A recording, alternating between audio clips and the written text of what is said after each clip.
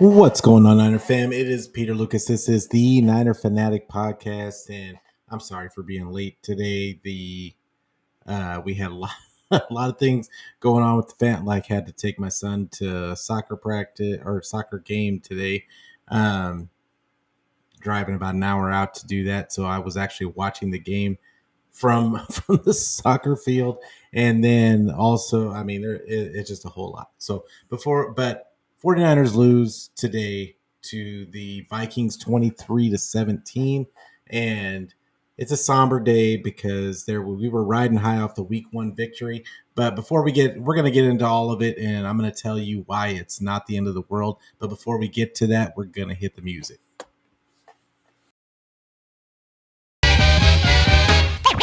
Ladies and gentlemen, I like to know.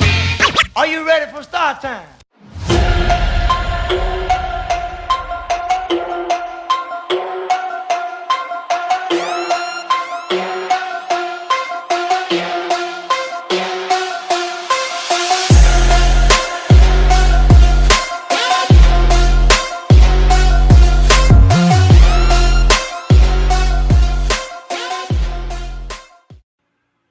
And once again, it is Peter Lucas. This is the Niner Fanatic Podcast. And yeah, 49ers lose another one. Make sure you give the video a like. Make sure that you give me a subscribe. Make sure that you hit the bell so you get the notifications for when I go live. And so, yeah, a little somber of a day. 49ers go down to the Vikings 23-17. And today was a lot. It was quite a bit.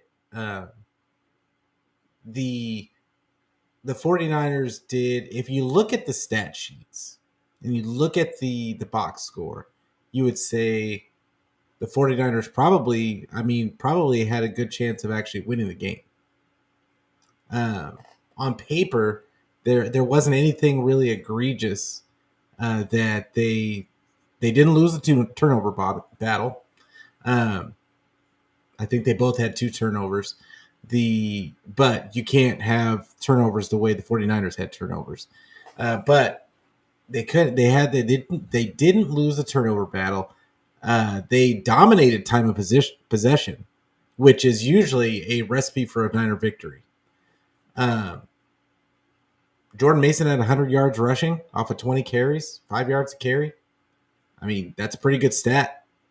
And if you didn't watch the game, you'd be like, oh, they just dominated running the ball.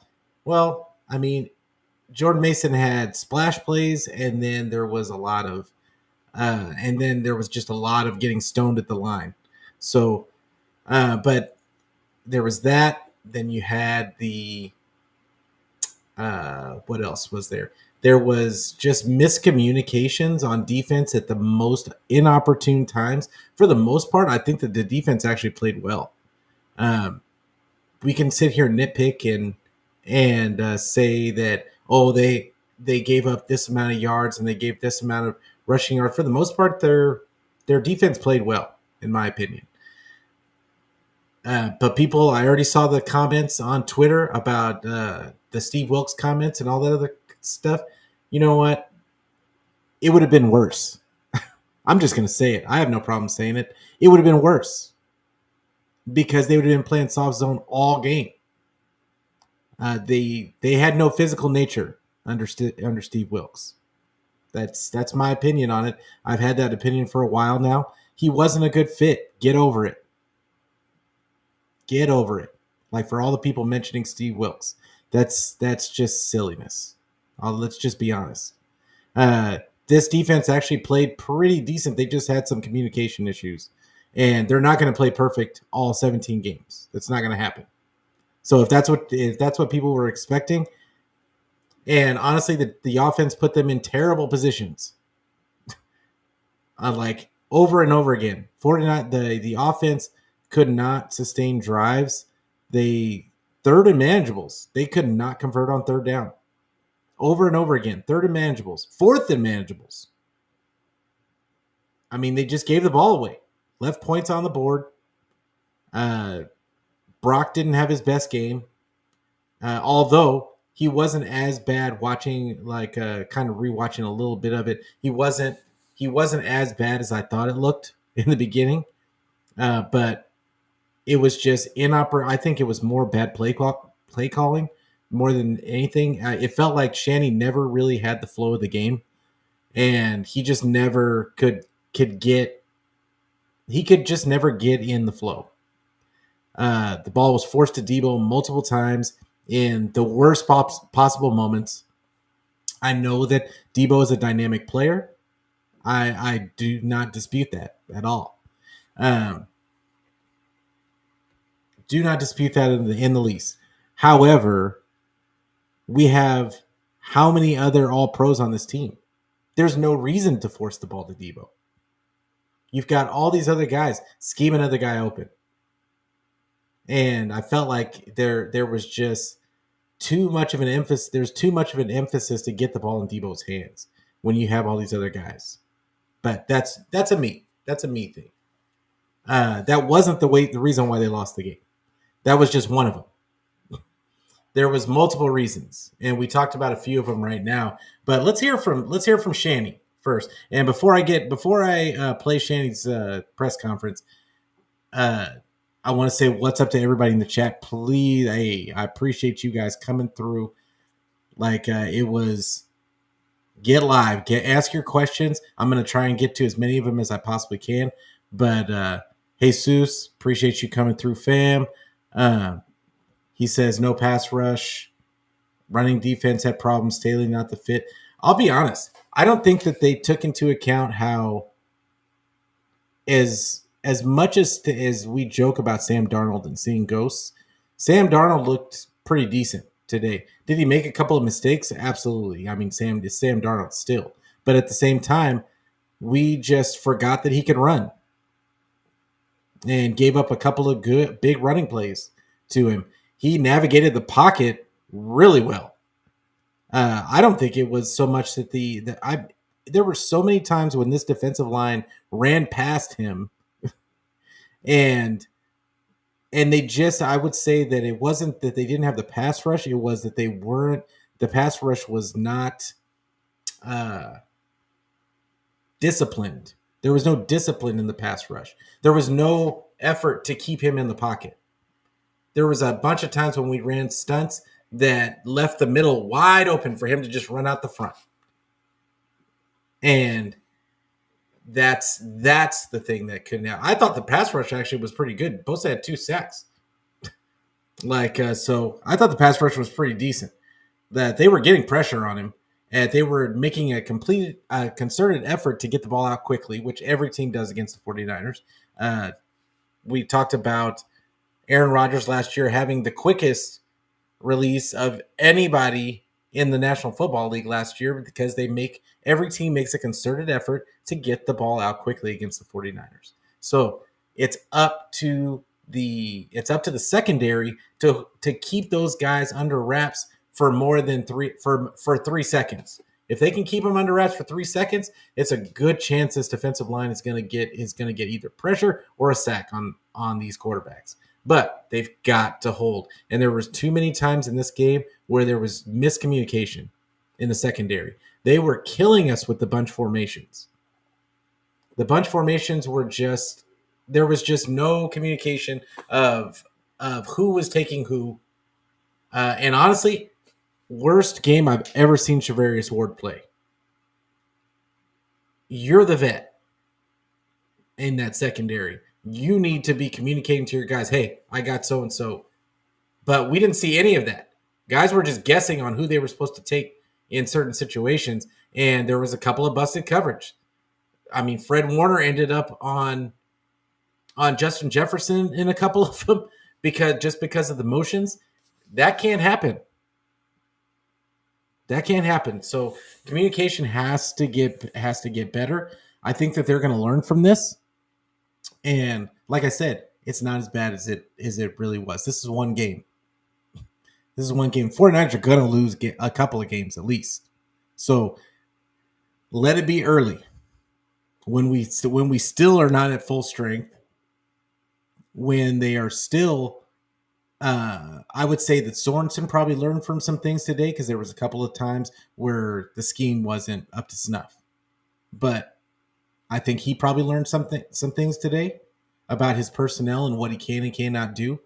I think that there was I just think that there was learning opportunities all over the place. Now, I expect Sorensen and some of the other coaches to learn from some of this. Kyle's Kyle.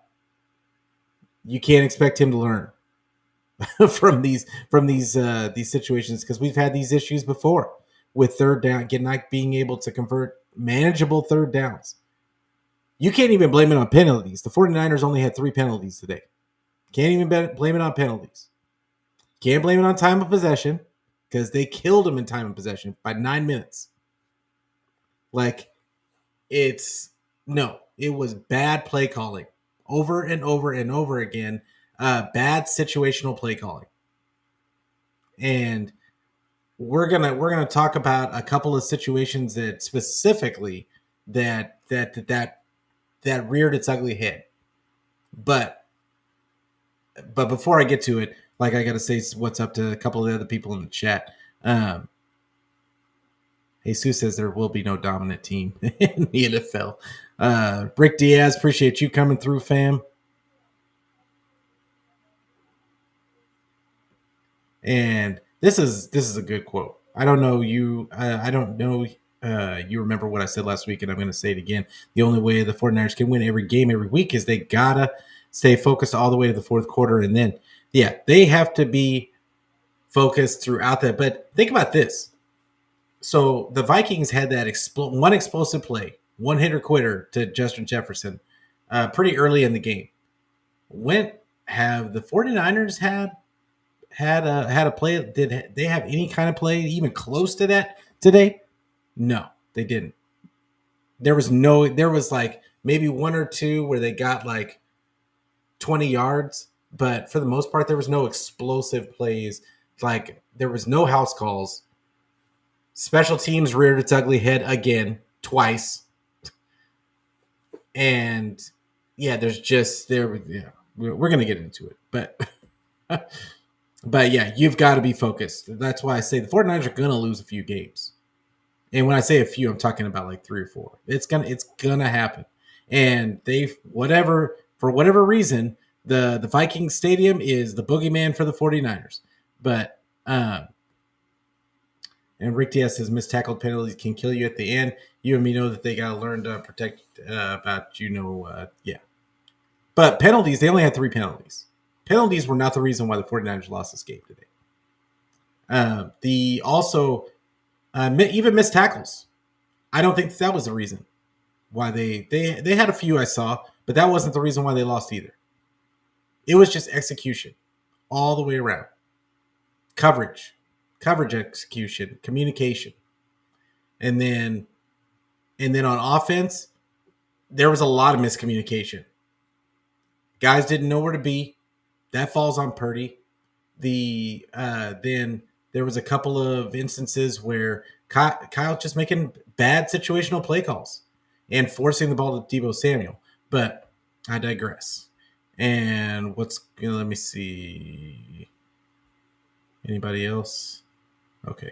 So I'm going to get to this Kyle Shanahan presser. It's 5 minutes. So sit back, grab your favorite beverage and enjoy the excuse making.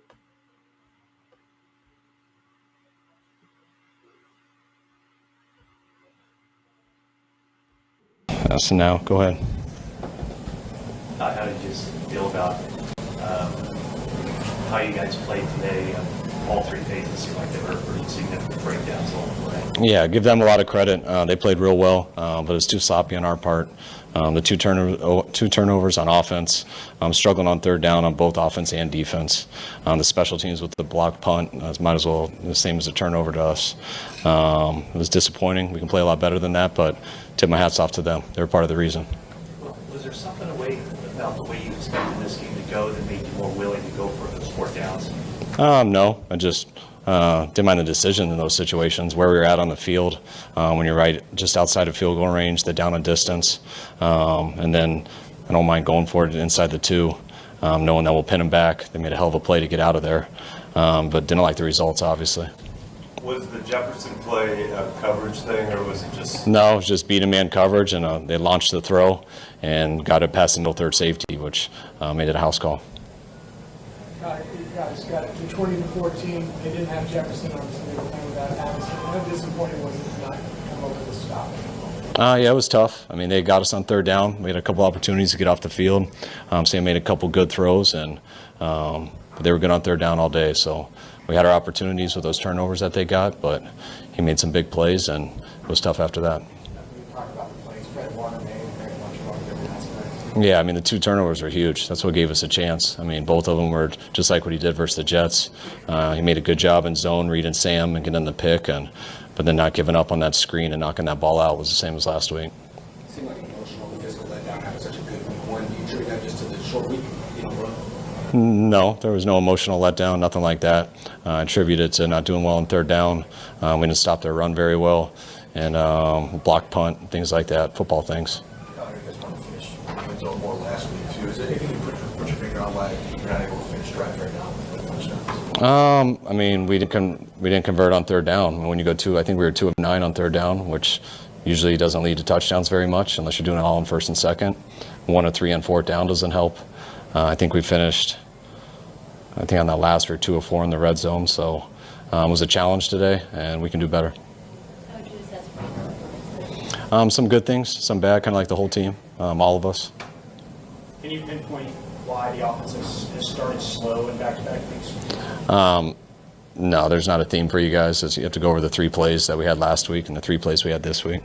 It seemed like your guys' pass protection was pretty good for a lot of the game, but then, once you guys started getting predictable, what can you do to better protect the quarterback when you're in those passing situations time to time again? I mean, that's why we tried really hard not to get in those situations. When you do, that's why football becomes a lot harder.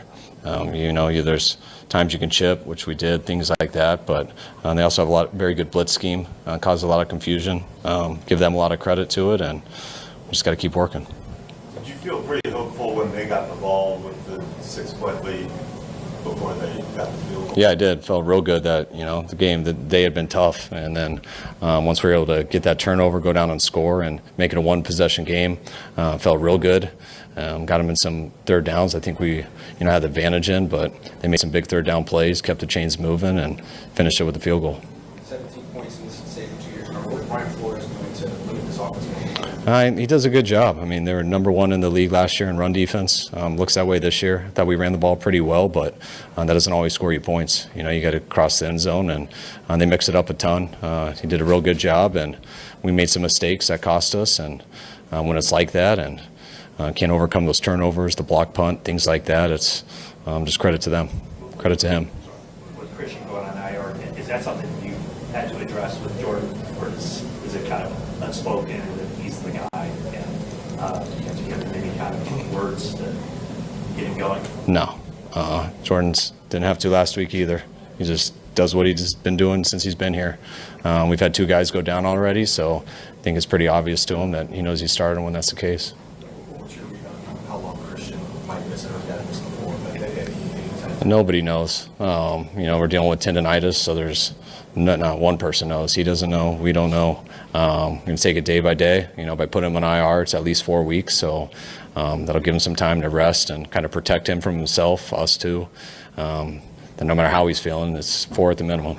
Is there any sort of specialist or anything that he's going to start seeing? He does a lot of that stuff. Did he have a setback? No. Could he require surgery? Not that I've been told. Yeah. Obviously, you didn't want it to happen against you, but seeing Sam out there and him being successful, what kind of goes through your mind? Just didn't surprise me. We knew we were up for a challenge. Sam is a hell of a quarterback. He's got a lot of arm talent, and we also knew just scrambling-wise it was going to be a different challenge today, and he got us in a couple scrambles too that he's done that his whole career, he's done it in college, and we knew we had a challenge with him. Was your plan coming in to get Malik Mustafa rotated into that same? Yes. Yeah. Anything else, guys?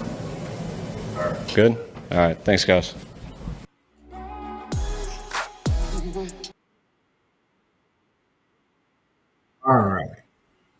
So let me get this muted. Okay. All right. So a little bit to unpack there. And Kyle kind of said everything that I just told you, and I hadn't watched his presser. That's the first I saw just the same time as you guys did. But he kind of saw a lot of the same things that I saw, which is you've got to make those third and manageables. You've got to, and the fact that they were getting to third down a lot when when their offense is really moving, like they don't get to third down sometimes, and but like I talked about the running game, yeah, they had some wins, and it even looked like Shanny was a little bit uncomfortable with even saying that they ran the ball well because they got stonewalled so many times. But then Mason would just break one for like 10 or 9, so it just wasn't consistent. And when we're talking about the defense got you two turnovers. The defense didn't play terrible. None of those running backs went off. Like they had a couple of they broke a couple of runs. I think the longest run was 20. I think they had one for 20 or 25. So it wasn't like and other than that, they probably mostly they were like of the 2 and 3 yard variety. But it wasn't the defense. This game was not entirely on the defense. It was a complete team loss. They had to do everything. Everything had to happen exactly the way that it did for them to lose this game. They had to have a block punt. They had to have a and they muffed a punt too. Special teams. I don't know what we have to do as an organization to get a punt returner that can just catch the ball. I don't know what we have to do as 49er fans. I don't know what they have to look at.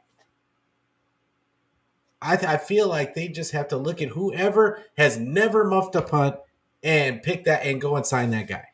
Because right now, and people are going to say, "Oh, well, it's a rookie." And last year they gave the job to a rookie. It could be, it could be, but the fact of the matter is that our special teams has been terrible for years, and this year is no different. So, but Bebop in the house, appreciate you coming through, fam. Always a pleasure. And yeah, we still rocking. Like this is week 2. This is week 2. It ain't over. Like Kyle said, it's they've just got to button some stuff up. They got to get cleaner. They've got to get on the same page on defense. And like Fred had another. They had a press conference, and Fred said that they just have to be smarter. It really speaks to the communication issue. They were just had some communication. Throughout the game, there was obviously a lot of motioning around guys around to get favorable matchups, and the defense just could not adjust. It was really weird for a 49er defense to not be able to adjust to simple motions and that kind of stuff. I think that they're going to clean that up though. And when I say that there's nothing to really, we should not be worried by this, is that all of those things had to happen for them to lose this game by what, a touchdown, not even a full touchdown. Well, a touchdown with no extra point. Let's not get out of control like the sky is falling. I know there's going to be a lot of that on Twitter. I know there's going to be in the spaces all week. People are going to say, "Oh, the 49ers are overrated." I can hear all of it now. This team has an exceptional roster. In this game, it was schematic and it was just communication. That's all it was. Of course, Shanny's not going to mention it, but I'm surprised. I'm not surprised, but the media didn't even question any of his play calls, which Not surprising. Not surprising at all. And David in the house, appreciate you coming through, fam. Our O line looked like a JV squad today, Trent Williams included. I mean, it was bad. It was bad. It wasn't good. And Purdy wasn't recognizing free rushers coming. He spoke about it before the game even started. He spoke about the fact that this team, the Minnesota Vikings, did a phenomenal job of confusing him last season, and the way that they show at the line, and then the way that it looks post snap. He talked about it, and he said that they gave him a lot of problems last year. They think they've got it bought, but they didn't have it. They didn't have it. It confused them again. They were confused again. So once again, this comes down to schematic. And Kyle has to recognize that that's a thing. That's a thing. Allow Purdy to move guys around the we didn't see the same. We didn't see that they weren't using Debo in the same manner that they used him last week. We didn't see a lot of the same motions. And I'm going to rewatch the game again, but I'm positive that I did not see that same little skirt motion like in those double motions that we were seeing before. We saw a couple, but it wasn't the same. And granted, you can't show the same thing every week. I get it, but you got to sprinkle. You got to sprinkle it in. Like, because that's part of keeping the game, the other team off balance, is they've got to see something that they've seen before so that they're not ready for the new stuff. And right now, it looked like a lot of Kyle thinking he's smarter than the other guy and thinking that he can just force feed the ball to Debo on a screen. Like, teams aren't ready for that by now. Running like a wide zone with Debo. And Debo was how many yards did Debo had? Debo had -10. 2 carries. He only had 2 official carries for -10 yards. The wide back stuff is played out. I've been saying it for months. Honestly, for over a year now. The wide back stuff that's a wrap. That's done. Teams are ready for it. You cannot convince me otherwise. Treat him like a wide receiver. Get him in space. Get him in space so that he can use that after that yak ability to get through the secondary. He shouldn't be having to jump, breaking tackles with linebackers and defensive linemen. That's just because it happened in the past doesn't mean that now you're gonna scheme it up for that. Like, you shouldn't be, in my opinion, you should not be trusting that, if I keep giving him touches, that he's gonna eventually pop one. Because that's not the way that works. This is football. That is not the way that you can't scheme something like that happening. Like, if it's a screen if it's a believable screen, because you don't do screens for really anybody else on the team, the occasional one to Kittle, but for the most part, you just do them for Debo. Guess who they're going to be looking for a screen from? They're going to be looking for the screen from Debo. I mean, it just felt really contrived. The defense, it was like the defense knew what was coming. And yeah, it's wild. Let's see.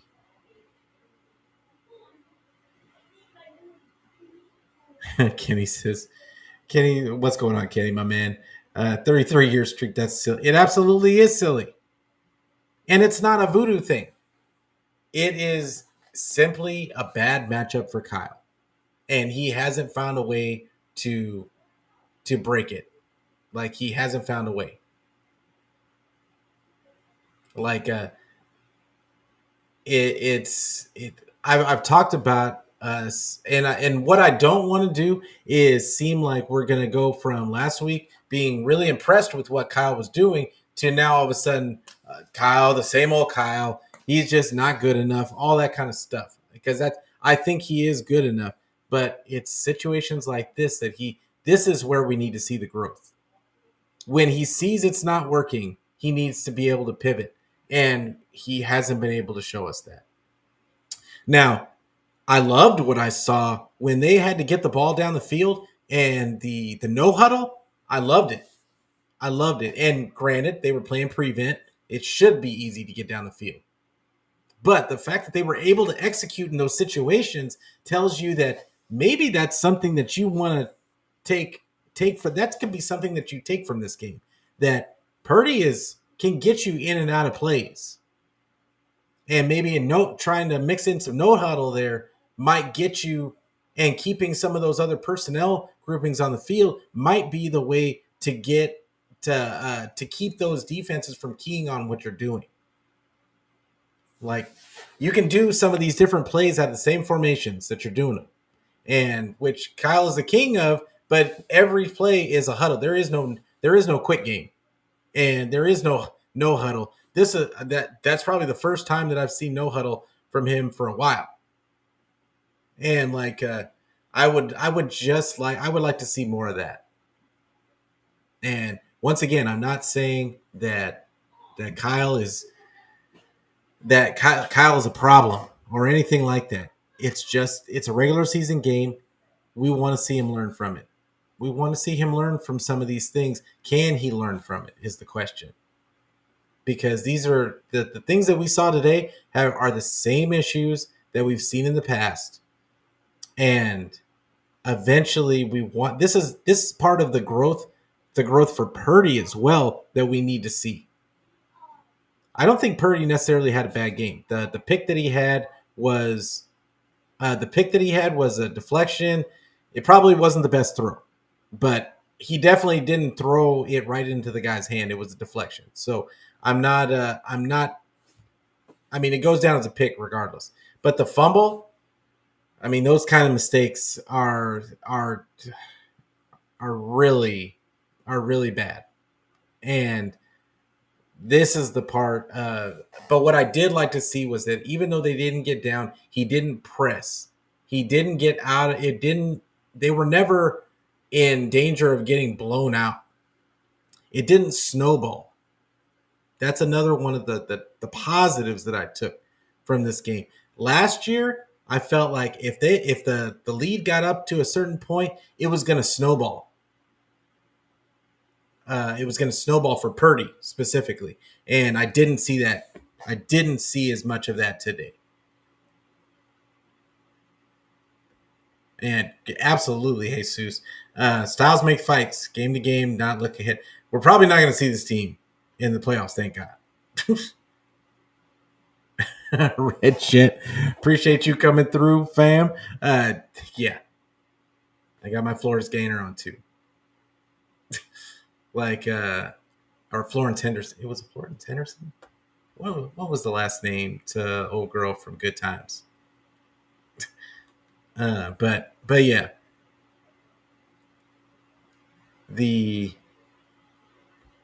Kenny said, you did like 12 comments, and now you're gonna say, hey, appreciate you though, Kenny.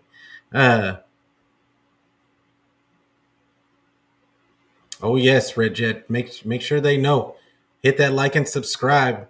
Make sure that you tell a friend to tell a friend so we can be friends every day, every week. But yeah, it's good to see you as well. And yeah, absolutely, David. All three stages. Like, everybody made mistakes. Every stage of the 49er team made mistakes. So that's why it's hard to sit there and say any one thing. It was honestly, and I don't like to bring up the Super Bowl, but honestly, that's what it felt like. It felt like the 49ers just could not get out of their own way. It was one of those games. And that's why I'm not concerned like a ton, because I know that they're going to get it together for next game. I think it's just execution issues.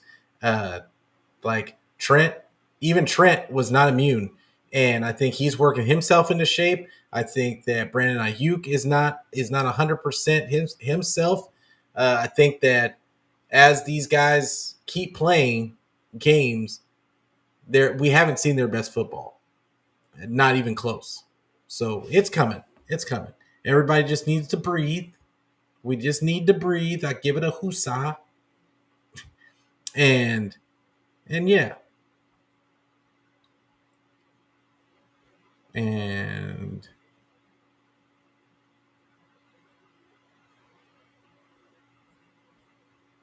Florida Evans. Thank you, Kenny. I appreciate you. Like I used to watch that show all the time, and but yeah, I'm old, so like it's my memory isn't always as good as it used to be.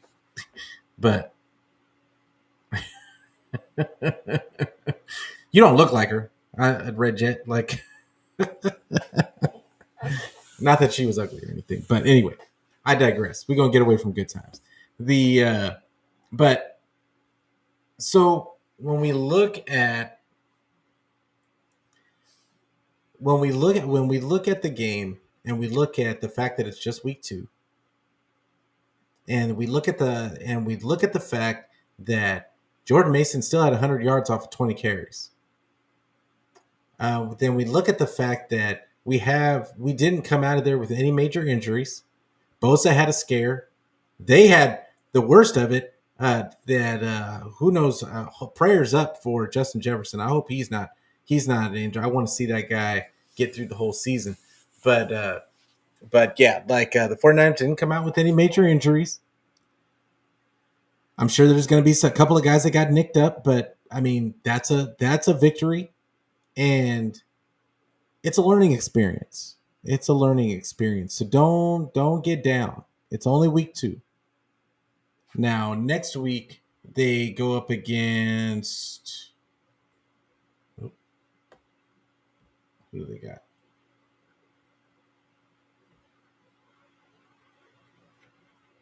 They got the Rams next week.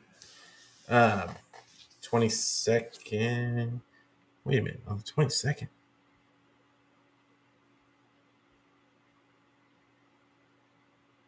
What's today? What is today?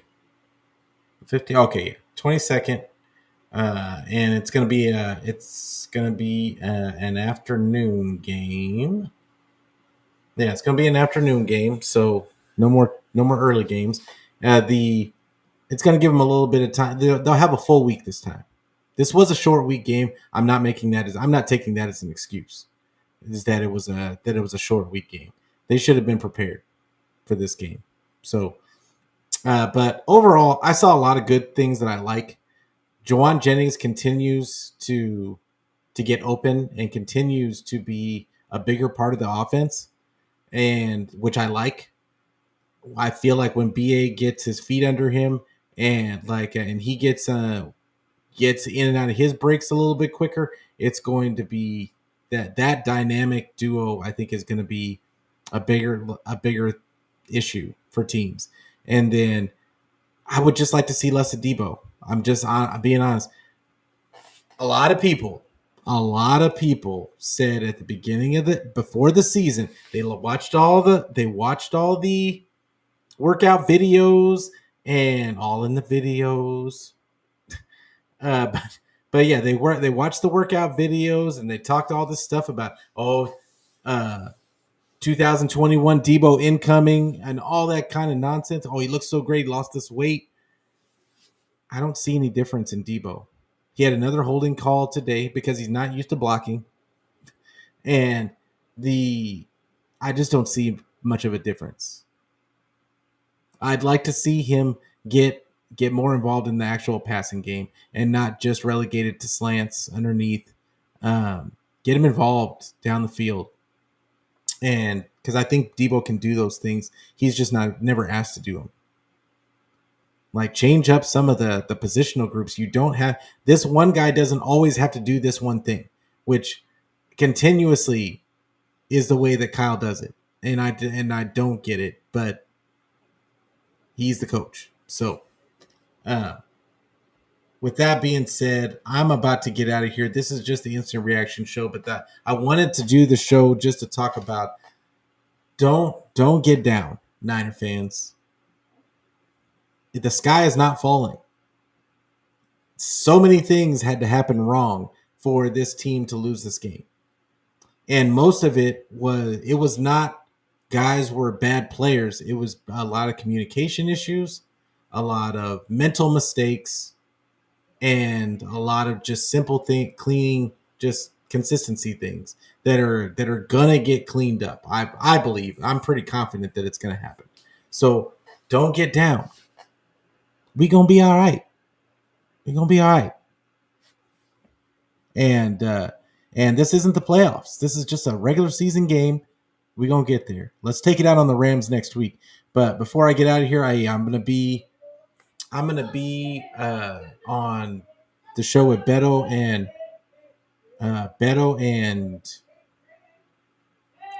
Brandon. Sorry, Beto and Brandon on Tuesday, 6:30 p.m. Pacific time, and then I'll have my show on Thursday. And we'll see who's coming on with me. I might have a guest with me that day, but tune in for that. Once again, make sure you hit the like. Make sure that you give me a subscribe. Make sure that you just hit the bell so you get the notifications for when I go live, and make sure that you tell a friend so we can be friends. I'm on YouTube. I'm on Twitter. I'm on Facebook. I'm on Twitch. I've almost got it worked out to where I'm on Instagram now, and I'm going to put this on the audio version so it doesn't, there's no excuse. There's no excuse for not seeing it or hearing it. I don't care where you get it, just get it. So please just do that for me, please. And, but I appreciate the whole chat for coming out and getting busy in the chat. I know that the initial feeling is to be like, oh my God, it was so bad. It really wasn't. It really wasn't. It was just a lot of communication issues. It was kind of like the Super Bowl. I'll be honest. Again, I can't wait to the all. I'll probably have to wait until tomorrow for the all 22 to come out. But yeah, can't wait to watch it and then maybe give you guys some more